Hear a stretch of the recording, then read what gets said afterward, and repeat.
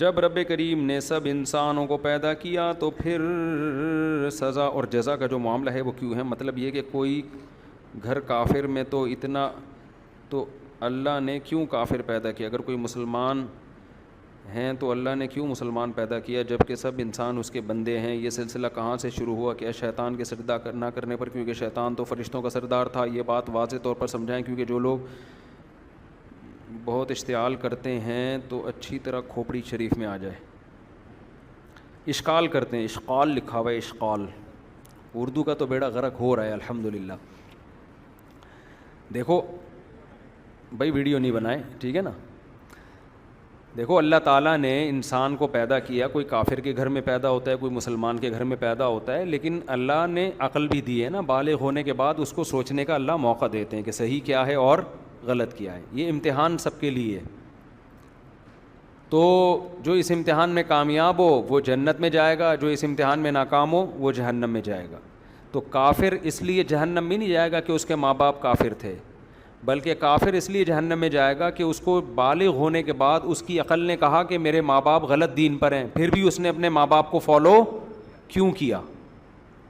آپ کہہ سکتے ہیں وہ مجبور تھا. جیسے میں نے بتایا نا کہ ہندو لڑکی مسلمان ہوئی، ہندوؤں نے ٹانگیں توڑ کے اس کو قتل ہی کر دیا. یہ رپورٹ آئی ہے میرے پاس.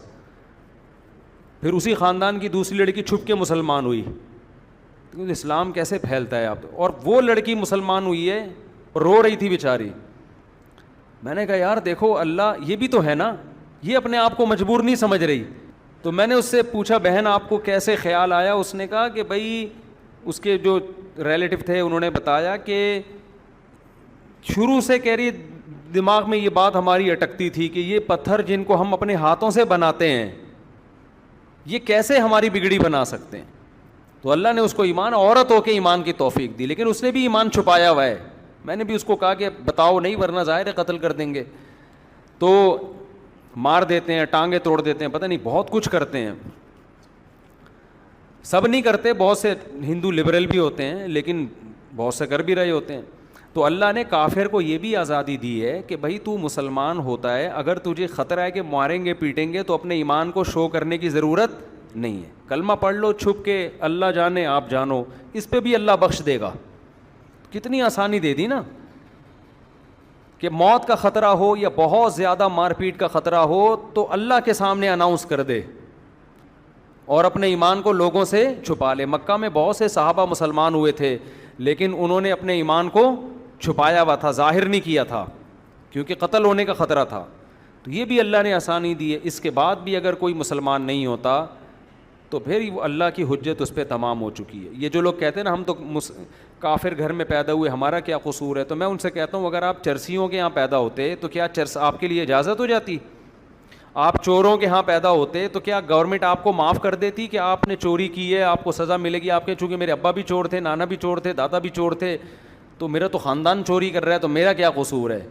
گورنمنٹ چھوڑ دے گی آپ کو؟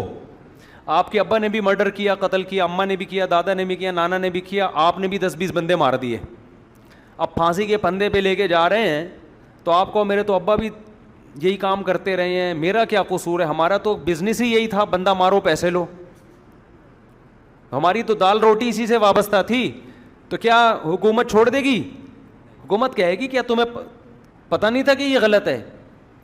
تو اسی طرح بھائی جب حکومت نہیں چھوڑتی اللہ بھی نہیں چھوڑے گا. ہاں اللہ نے یہ اجازت دے دی ہے کہ ایمان کو چھپا سکتے ہو جب تک مجبوری ہے، جہاں مجبوری ختم پھر چھپانے کی اجازت نہیں ہے.